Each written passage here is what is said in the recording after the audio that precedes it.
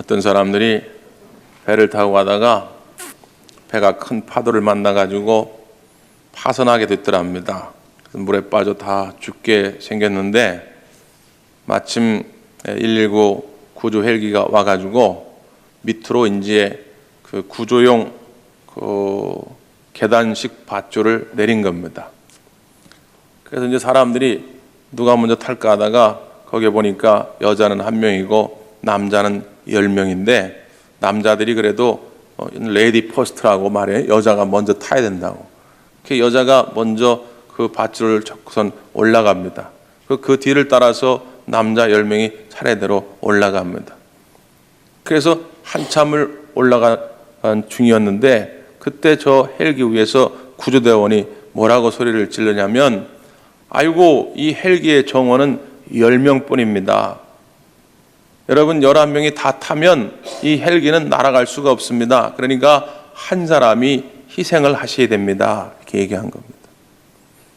그때에 밑에 있던 남자들이 옆에 쳐다보지도 않습니다.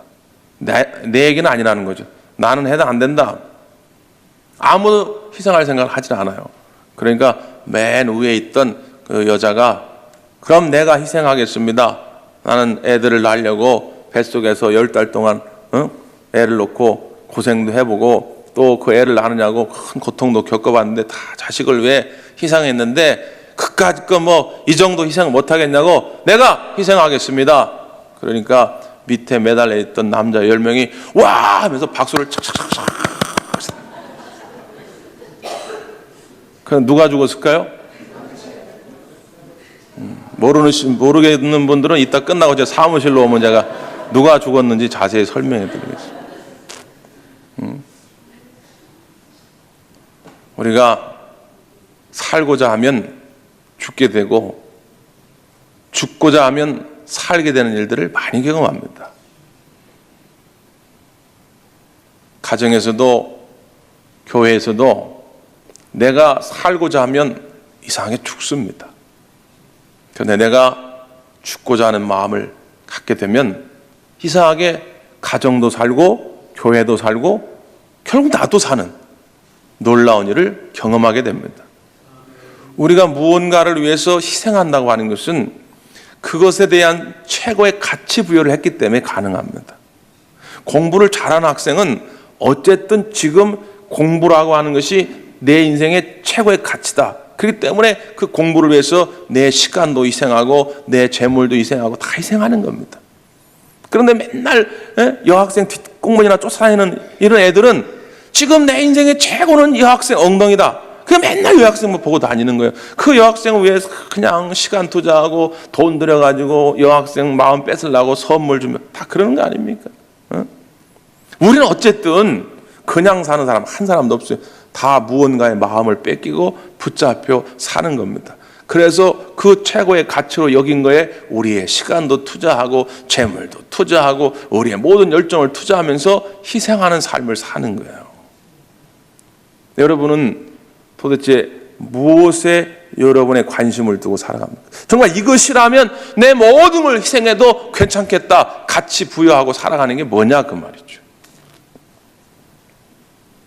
지난 주간에 제가 소방 안전관리자 2급 교육 과정을 수료하고 왔습니다. 시험을 잘 봐가지고 자격증을 받아왔어요. 박수 치는 분이 없네? 아니 치라는 얘기는 아니에요. 여기 예배당을 새로 졌는데 자꾸 이제 이 건설업자분도 그러고 또 설계하신 분도 그렇고 이 소방 안전 관리를 담당해야 할 분을 선임을 해야 되는데 요즘은 다 교회들마다 목사님들이 많이 받는다고, 목사님 받으시면 좋겠다고. 난 그 말에 속았어요. 내가 주변에 다 물어봤어요. 목사님들한테 혹시 소방 안전 관리 자격증이냐고. 없어.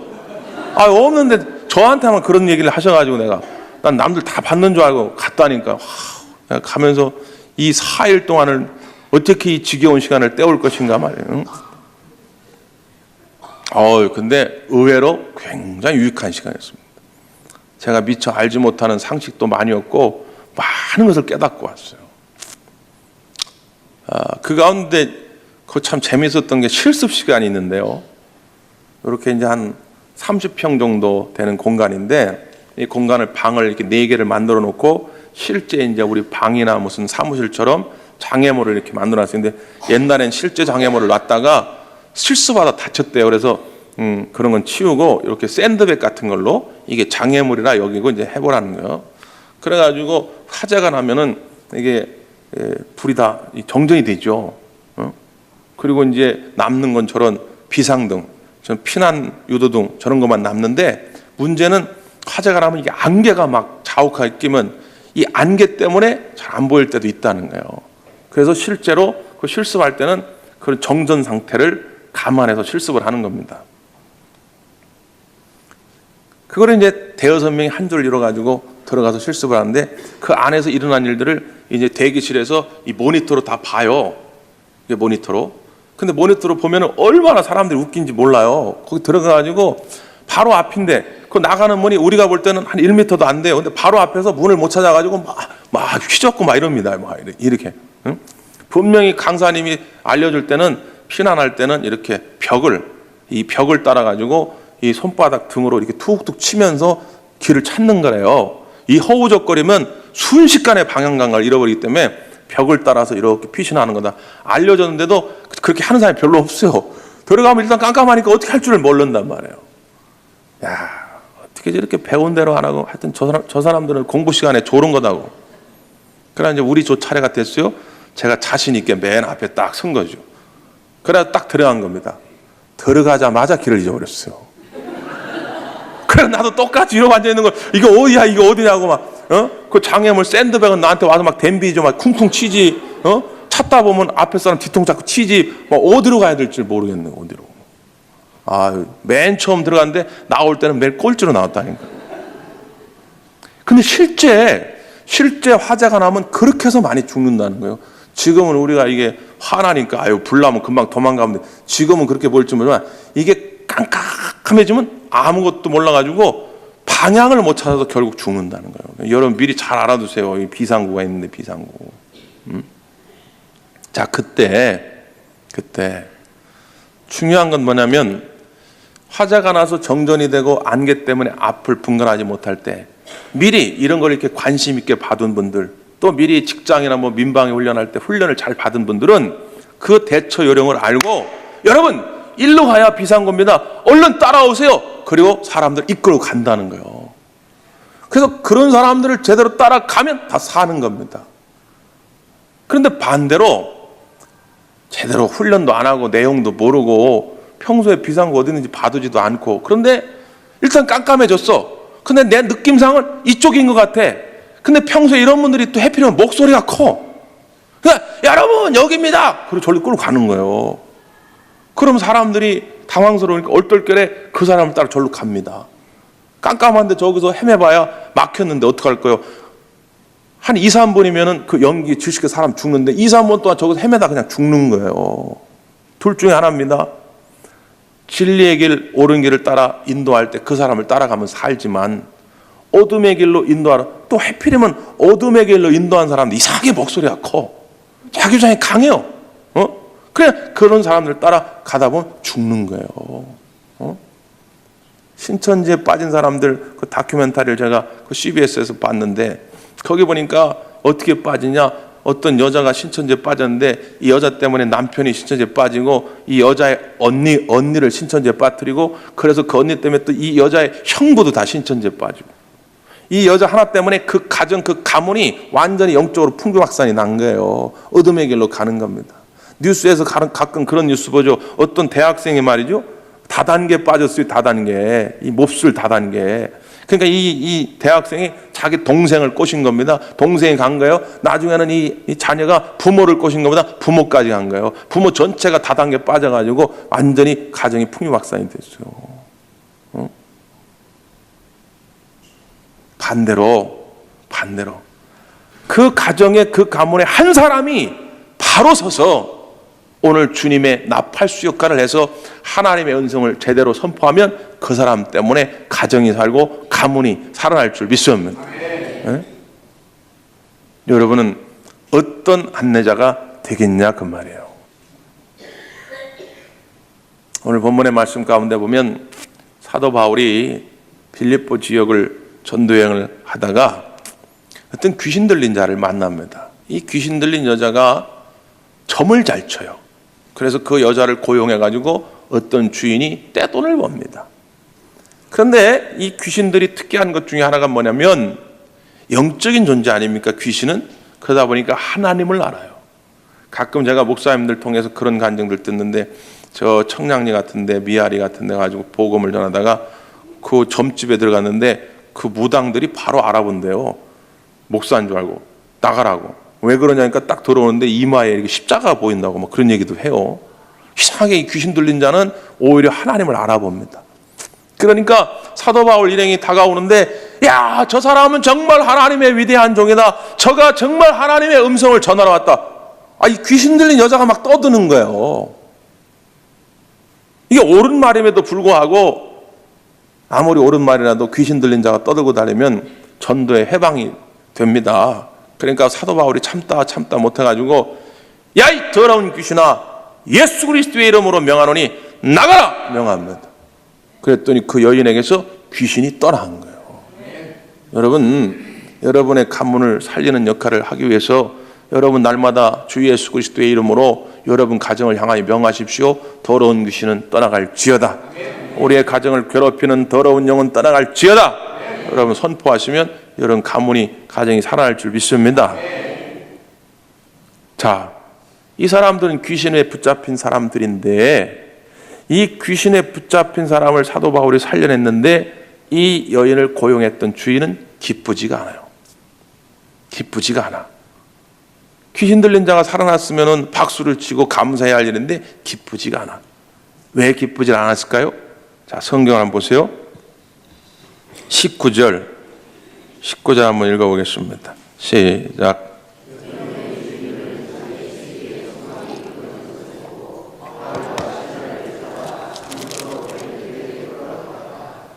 아멘. 여기 보니까 왜 이 사람이 귀신이 나간 게 싫었다고요? 자기 수익이 줄어들었다는 거예요. 자기 수익의 소망이 끊어졌다는 겁니다. 한마디로 해서 뭐 때문에 싫었다고요? 돈 때문에 싫었다는 거예요. 돈이 안 생기니까. 사람이 죽고 사는 건 관심이 없어. 그 사람이 귀신에 붙잡힌 바 됐냐 안 됐냐 관심이 없어. 오직 내 손에 돈이 있냐 없냐만 따진다 그 말이에요. 이런 걸 뭐라 그래요? 돈신이라고 그래요. 돈신. 네? 전문 용어로 만몬이라고 합니다. 만몬, 재물의 신. 귀신 들린 자, 소위 말해서 하나님을 나의 삶의 주인으로 왕으로 삼지 않고 귀신을 나의 왕으로 모시고 사는 사람들의 가장 큰 첫 번째 특징이 뭐냐? 돈을 우상으로 삼는다는 겁니다. 목사님, 제 생각에는 이래 해가지고 나는 이번에 돈을 하나님을 위해서 쓸 수가 없습니다. 나는 이번에 돈 때문이 아니라 저 사람이 이런 말을 해가지고 그런 거지 내가 꼭 돈 그것 때문에 그런 건 아닙니다. 별소리 다 하지만 천만의 말씀이에요.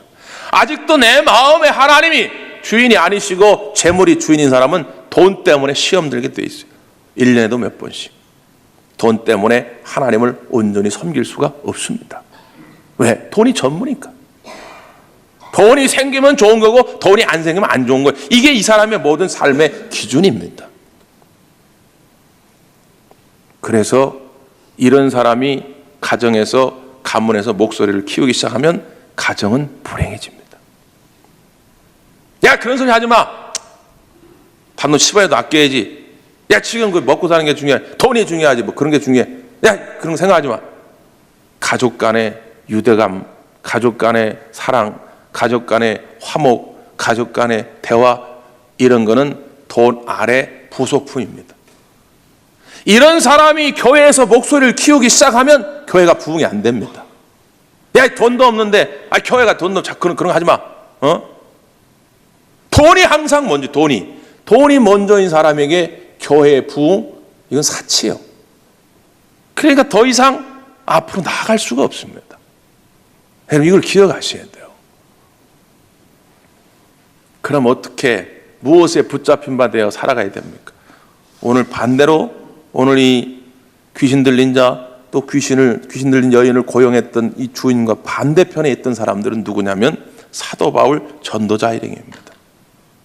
자, 우리가 잘 알다시피 바울이 왜 이 빌립보 지역에 복음을 전하러 가게 된 겁니까?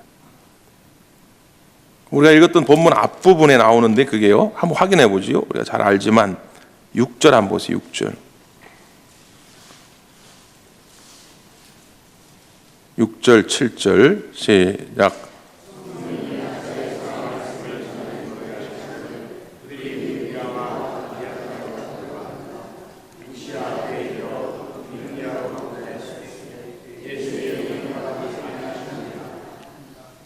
아멘. 여기 보니까 사도 바울의 계획은 소아시아 지역으로 가고 싶었던 거죠. 지금으로 말하면 터키, 시리아 지역입니다. 거기는 아무래도 이제 유럽 사람들보다 약간 이렇게 얼굴이 까마잡잡한 그런 느낌이죠. 그런데 성령께서 사도 바울이 그리로 가는 것을 허락하지 아니하시고 환상 중에 마게도니아 사람, 저 남유럽, 이탈리아 남부 지역의 사람입니다. 코가 더 오똑하고 얼굴이 더 하얗고 머리는 더 노란색일 테고 눈도 더 파란색일 테고 이런 사람이 저쪽에서 부르는 것입니다. 분명히 자기의 생각은 이 소아시아 지역에 있습니다. 소아시아 지역으로 복음을 전하려고 계획을 잡았는 데에는 다 이유가 있을 겁니다. 시간적으로나 경제적으로나 효율적으로. 바울은 굉장히 똑똑한 사람이거든요. 그러니까 그런 걸 다 계산했기 때문에 글로 가려고 했을 것입니다. 그럼에도 불구하고 누가요? 성령께서 막을 때 성령께서 인도하는 길로 향하여 가게 된 것입니다. 그 첫 관문이 빌립보였어요. 하나님의 사람은 어떤 사람이냐? 돈신에 붙잡힌 사람이 아니라 성령에 붙잡힌 바 되어 사는 사람입니다. 아무리 경제적인 요인을 따져가지고 이것이 내게 유익함이 있을지라도 성령께서 아니라고 하면 안 하는 겁니다. 그럼 목사님, 어떻게 하면 성령님이 인도하시는 대로 살아갈 수가 있습니까? 우리가 누차 이야기하죠. 성령께서 내 안에 충만히 거하시면 마치 샘솟듯이 성령의 열매가 내 안에서 나타나게 되는데 대표적으로 9가지 열매가 있다. 사의와 오자양 충원절. 시작. 아니 그냥 해보라고요. 사의와 오자양 충원절. 네. 처음 듣는 사람들은 이게 뭐 중국말이에요, 일본말이에요. 사의와 사 뭡니까? 사랑. 시, 화, 오, 오래 참음. 자, 양, 충, 온, 절. 알긴 잘하시네.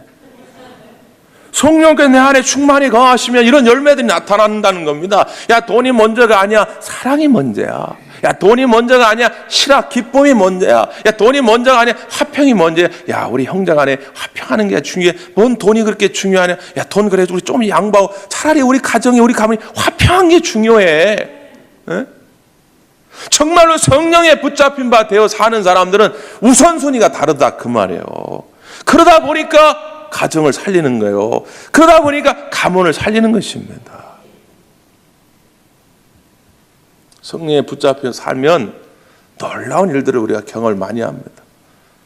자, 돈을 잃게 됐어요. 더 이상 수익이 올릴 데가 없으니까 열을 받아가지고는 거짓 고소를 하게 되는데, 그래서 바울과 실라 전도자 일행이 감옥에 갇히게 됩니다. 그런데 놀라운 것은 그 과정 속에 바울과 실라는 하나님께 원망하지 아니하고 하나님께 어떻게 했다고요? 기도와 찬송을 드렸다는 것입니다. 여러분, 이게 믿음입니다. 내가 복음을 전했더니 사람들이 다 와서 예수 믿고 바울 목사님 대단하시다고, 바울 목사님 막 설교도 잘하시고 능력 있으시고 막 바울 목사님 막 이렇게 대접만 해준 게 아니라 복음을 전하고 귀신을 내쫓았는데 감옥에 가두었다고 말해요. 그럼에도 불구하고 바울은 하나님이 함께 계시는 것만으로도 기뻤어요. 성령에 충만한 사람들은 가끔 그래요. 세상 사람들이 보면 꼭 미친 사람 같아요. 제가 학창 시절에 성령의 충만함을 받고 중학교 2학년 때 다짐한 게 있어요. 내가 다시는 싸움을 하지 않겠다. 내가 내 입으로 욕을 하지 않겠다. 그런데 친구들이 보니까 애가 이상한 거죠. 그러니까 어떤 놈이 와서 괜히 시비를 걸어요. 아무런 잘못도 안 했는데 주먹으로 와서 제 가슴을 팍 때리더라 그 말이에요. 이전 같으면 한 일주일 전만 같으면 가가지고 그냥 확 그냥 근데 하나님 앞에 내가 약속한 게 있잖아. 꾹 참았습니다. 그 애들이 애가 이상해졌다는 거예요. 이상해졌죠. 이제는 내 안에 사탄과 마귀가 아니라 내 안에 성령님이 계시기 때문에 성령님이 기뻐하지 않는 걸 내가 할 수가 없는 거예요. 그러니까 이게 세상 사람도 미친 사람들 아닙니까? 감옥에 갇혀가지고 감사의 찬송을 불렀다는 게. 근데 세상 사람들이 볼 때는 이상해 보일지 모르지만 하나님 보실 땐 기쁜 거예요. 야, 드디어 너가 이제는 하나님의 백성, 하나님의 자녀가 됐구나. 이런 상황 속에서 감사하고 찬송하는구나. 그래, 걱정하지 마라. 막혔던 문제 내가 해결해 줄게. 그랬더니 옥토를 흔들게 하고 옥문을 열리게 만들고 그의 닫혀진 창고를 하나님이 열어주셨다 그 말이에요. 어떤 사람이 하나님의 능력을 경험하느냐? 맨날 자기 고집 속에 사는 사람이 아니에요. 맨날 자기 생각 속에 사는 사람, 맨날 그러니까 믿음의 수준이 자라질 못해. 맨날 거기서 거기. 하나님, 나는 이제 하나님만 의지하며 살겠습니다. 지금 내 형편은 눈물 나도록 힘들어요. 뼈가 부서지도록 어려워요. 그래도 하나님 명하시는 내가 순종하며 살겠습니다. 기뻐하며 감사하며 살겠습니다. 그렇게 살 때 하나님의 능력이 나타날 줄 믿습니다. 그러니까 이제 죽게 생긴 건 누구냐? 간수장입니다. 죄인을 지키지 못했으니까 이제는 이 자리에서 쫓겨날 뿐만 아니라 잘못하면 자기 목숨이 끊어지게 생긴 거예요. 그러니까 이래 죽나 저래 죽나 에라 모르겠다 죽어버리겠다 칼을 들고 자결을 결심한 겁니다. 죽으려고 막 그런데 바울이 도망가지 않았죠. 바울은 담대하거든요. 감옥 안에서도 담대하거든요. 그러니까 옥문이 열렸는데도 안 도망갔어요. 여보시오 우리 안 도망갔으니까 걱정하지 말라고. 여기 우리 있다고. 그러니까 간수장이 감동을 한 겁니다. 지금처럼 무슨 교도소가 첨단시설을 갖춘 게 아니라 옛날 같으면 살짝 옥문만 열리면 도망갈 수 있는데도 안 도망가니까 간수장이 그 앞에서 머리를 조아리는 겁니다. 나도 당신들처럼 살고 싶습니다. 그 찬바다 감옥에서도 찬송을 부르고 옥문이 열려서 도망갈 수 있는데도 도망가지도 않고 나를 이렇게 먼저 배려하지. 나도 당신들처럼 살고 싶습니다. 우리 형제들이 성령 충만한 여러분을 보고 감동받아 여러분 앞에 자동적으로 머리를 조아리게 만들어야 돼요. 형, 나도 예수 잘 믿는 형처럼 그렇게 살고 싶어. 아우야, 내가 옛날엔 몰랐는데 내가 너를 몇십 년 지켜보니까 예수 믿는 게 그렇게 좋구나. 나도 너처럼 예수 믿으며 살고 싶다. 이렇게 나오게 만들어야 됩니다. 그러려면 어떻게 해요? 돈신을 우상으로 삼지 말고 성령 충만한 삶을 사시길 바랍니다. 그래야 그 모습 앞에 형제들이 나와서 진심으로 굴복하게 돼 있어요. 어떻게 하면 됩니까? 그러니까 초대 교회의 가장 중요한 캐리그마, 그 선포의 말씀을 사도 바울이 하죠. 그 말씀이 뭡니까? 성경을 한 번 더 읽으시면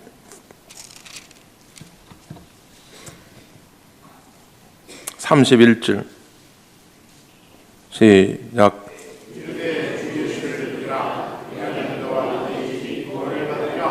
아멘. 주 예수를 믿으라. 그리하면 너와 끝나지 않고 뭐라고요? 내 집이 구원을 받으리라. 집, 헬라어로 오이코스라고 그러는데 오이코스라는 말은 다른 본문에서는 때로는 권속이라 번역되기도 하고 가족이라 이렇게 번역이 됩니다. 같은 의미로 쓰인 거예요. 놀라운 일입니다. 주 예수를 믿으라. 그러면 너만 구원을 받는 게 아니라 너와 내 집이 구원을 받을 것이다. 그럼 목사님, 나만 믿으면 다른 사람 가만히 있어도 다 구원받는 얘기입니까? 그게 아니에요. 그게 아니라 내가 믿으면 나를 하나님께서 반드시 복음의 통로로, 축복의 통로로 삼으셔서 나로 말미암아 가정도 살리고 가문도 살리는 우리 형제들을 살리겠다고 하는 하나님의 약속입니다. 여러분이 그 역할을 하셔야 되는 거예요. 아니나 다를까 간수장이 좋습니다. 내가 예수를 믿겠습니다. 그랬더니 어떤 결론이 벌어졌습니까? 33절, 34절. 시작.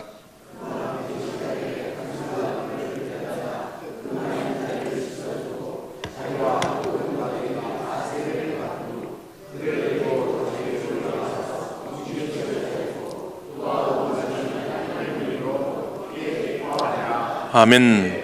자기뿐 아니라 그 온 가족이 다 세례를 받고 구원받게 된 줄 믿습니다. 이 역할을 여러분이 하셔야 한다고 말이에요. 김상현 감독님이 지난번 우리 봉헌 예배 때 오셔서 설교해 주셨잖아요. 그분이 전도 세미나 할 때 종종 하시는 예화 가운데 그런 예가 있는데 부산에서 목회하실 때 이제 아들이 되게 어릴 때죠. 이렇게 막 설교 중인데 뒤에 저 사모님이 막 이렇게 사인을 하더니 사인. 예? 그 희한합니다. 이게 사인을 하면 다른 사람은 못 알아보는데 부부들끼리는 알아보였어요. 잠깐만 있어봐. 예? 제가 집사한테도 여기 예배하다 이렇게 하면 창문 닫어. 이렇게 하면 다 알아듣는 게 있어요. 응? 근데 이 목사님 탁 보니까 뭔 얘기냐면 그 어린 아들이 안 보이는 거예요. 어디 놀러 갔다 길을 잊어버린 거죠. 그래서 예배를 끝나고 불이 나게 이제 교인들하고 이렇게 동서남북 자리를 나눠가지고 좀 찾아보자 그랬다는 거예요. 그래서 이제 흩어진 겁니다. 그 목사님이 차를 타고선 그 아들 차 막 다니는데 그 이제 그 가까운 시장이 있는데 분명히 아들을 찾으라고 보냈는데 교인 몇 사람이 그 시장에 포장마차에서 오뎅을 사 먹고 있더라는 거예요. 응? 그리고 이제 한참 이제 돌아와가지고 집에 왔는데 못 찾은 거예요. 그래서 이제 그 교인 중에 몇 사람이 또 헐레벌떡 막 땀을 뻘뻘 흘리면서 목사님 우리가 지금 쉬지도 않고 막 여기 떠다니며 찾아왔는데 없어요. 목사님 그래도 실망하지 마시고 저희들이 좀 또 찾아보겠습니다. 그러더래요. 여러분 목사도 인간인지라 목사는 예수님이 아니니까 첫 번째 사람이 사랑스럽겠어요? 두 번째 사람이 사랑스럽겠어요? 아들 찾으러 보냈는데 시장에서 떡볶이 사 먹는 사람이 사랑스럽겠어요? 땀을 뻘뻘 흘리면서 아들 찾아 다니는 사람이 사랑스럽겠어요? 네? 하나님 마음이 그와 같다는 거예요. 응? 잃어버린 영혼을 찾으라고 여러분의 가정에 선교사로 파송했더니 여러분의 가문에 선교사로 파송했더니 맨날 포장마차에 떡볶이를 사 먹고 앉아있으면 하나님 마음이 어떻겠냐 그 말이에요. 아니, 하나님 좀 봐주세요. 나도 지금 배고파요. 나 지금 오뎅 사 먹어야 돼. 나 떡볶이 사 먹어야 돼요. 하나님 봐주세요. 나도 바빠요. 그 하나님 마음이 어떻겠냐 그 말이에요. 지금 당장은 아니더라도 그래도 찾아보겠다고 땀을 뻘뻘 흘리면서 눈물을 흘리면서 기도하고 찾아다니는 사람이 하나님 아버지 보시기에 기쁜 것이지, 내 형이 내 동생이 죽든지 말든지 구원 받든지 말든지 관심도 없이 내 배만 배부르게 살아가고 있다면 그 보시는 하나님 마음이 어떻겠냐 그 말이에요. 다시 복음의 그 능력의 말씀을 꺼내서 오늘 내 형제들에게 다가야 됩니다. 물론 당장 쉽지 않을 수도 있습니다. 그러나 믿음으로 우리가 선포하고 기도하면 반드시 하나님께서 그 영을 구원하실 줄 믿습니다. 기도하겠습니다.